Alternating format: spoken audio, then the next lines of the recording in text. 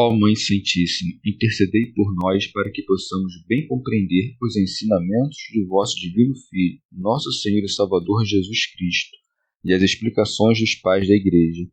Ó Virgem Imaculada, ofereço-vos este trabalho e peço que abençoais aqueles que o ouvirem, e que seja para a maior honra e glória de Deus. Amém.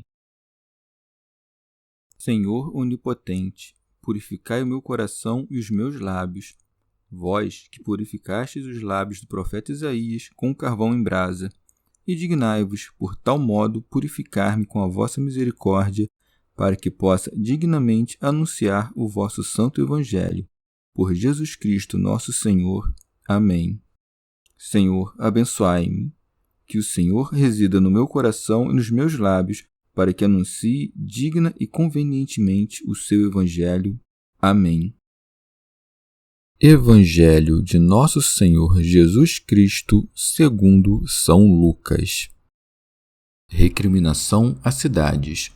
Jesus dizia a seus discípulos: Ai de ti, Corazim, ai de ti, Betsaida, pois se em Tiro e Sidônia tivessem sido realizados os milagres que em vós se realizaram, há muito teriam se convertido, vestindo-se de cilício e sentando-se sobre cinzas.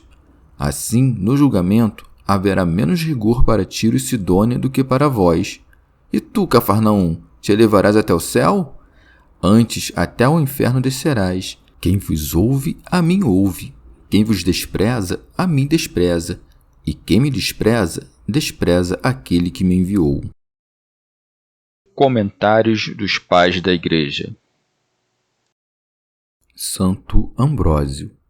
O Senhor ensina que descerá uma punição mais grave sobre os que se recusarem a seguir o Evangelho do que sobre os que escolheram transgredir a lei, dizendo: Ai de ti, Corazim, ai de ti, Betsaida. São Beda. Corazim, Betsaida, Cafarnaum e também Tiberíades, mencionados por João, são cidades da Galiléia, situadas às margens do lago Genezaré, que os evangelistas chamam de Mar da Galiléia ou de Tiberíades. O Senhor lastima estas cidades que, depois de tantos milagres e demonstrações de virtudes, não fizeram penitência e se tornaram piores que os gentios, transgressores apenas da lei natural, porque, além do desprezo pela lei escrita, não recearam menosprezar até mesmo o Filho de Deus e sua glória. Por isso segue: Pois se em Tiro e Sidônia tivessem sido realizados os milagres que em vós se realizaram, há muito teriam se convertido, vestindo-se de cilício e sentando-se sobre cinzas. O cilício, que é um tecido de pelo de cabra, significa lembrança áspera do pecado a pinicar a alma. A cinza é a reflexão sobre a morte, que nos leva de volta ao estado de cinza. Jazer, ou sentar-se, como diz o original, sobre a cinza representa a humildade da consciência. Hoje em dia, vemos que foi cumprida a palavra do Salvador, pois Corazim e Betsaida não quiseram abraçar a fé enquanto o Senhor andava sobre a terra. Já Tiro e Sidônia, que outrora tiveram amizade com Davi e Salomão, aceitaram o evangelho que os discípulos lhes transmitiram. São João Crisóstomo. O Senhor deplora estas cidades para nossa instrução, porque o derramamento de lágrimas e o gemido de pena pelos insensíveis à própria doença é um antídoto nada ineficaz, não apenas para a correção dos doentes, como também para dos que choram por eles. E não é apenas pelo lamento que os conduz ao bem, mas consolo também pelo medo, pois diz: Assim, no julgamento, haverá menos rigor para Tiro e Sidônia do que para vós. Devemos também nós dar ouvidos a esta advertência, pois o Senhor reservou um julgamento mais rigoroso não apenas para aquelas cidades, mas também para nós, se não recebermos, caso nos peçam hospedagem, aqueles a quem mandou sacudir o pó dos pés. Cafarnaum, por ter sido cenário de tantos milagres do Senhor e por tanto tempo a sua pousada, parecia enaltecida sobre as demais cidades, mas por sua incredulidade caiu em ruínas. Por isso segue: E tu, Cafarnaum, te elevarás até o céu? Antes até o inferno descerás, a fim de que o juízo dela seja proporcional à honra que recebera. São Beda. Estas palavras devem ser entendidas em dois sentidos. Ou quer dizer, serás abatido até o inferno, Cafarnaum, porque a minha pregação opuseste à mais soberba resistência, de modo que é por seu orgulho que ela foi elevada até o céu. Ou significa, uma vez que por minha hospedagem e meus prodígios fostes elevado até o céu, serás castigada com suplícios tanto mais severos quanto menos quisestes crer nestes sinais.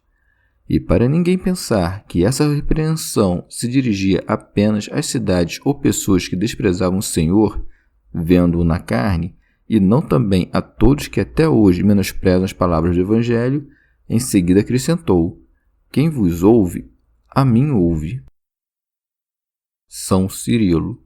Com isto, o Senhor ensina que se deve acolher tudo o que diz através dos santos apóstolos, porque quem ouve a eles, ouve a Cristo.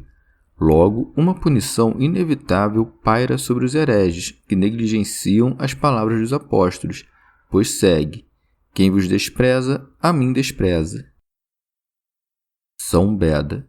O Senhor aqui nos ensina que, quando escutamos ou desprezamos o Evangelho, não dirigimos nossa atenção ou desprezo a pessoas sem importância, mas sim ao Senhor Salvador, ou melhor, ao próprio Pai, pois segue: e quem me despreza, despreza aquele que me enviou. Porque nos discípulos ouvimos o Mestre, e no Filho honramos o Pai. Santo Agostinho.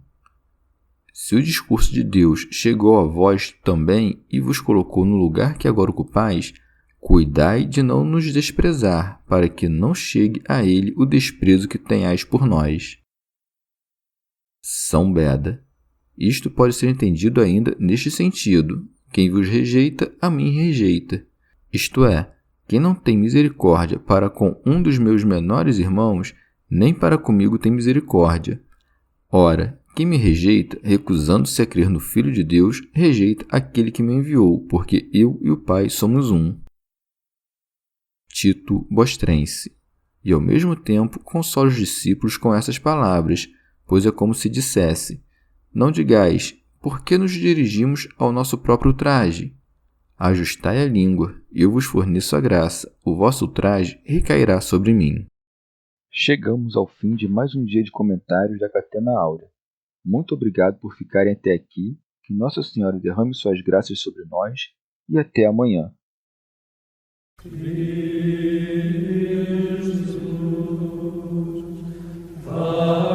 Jesus,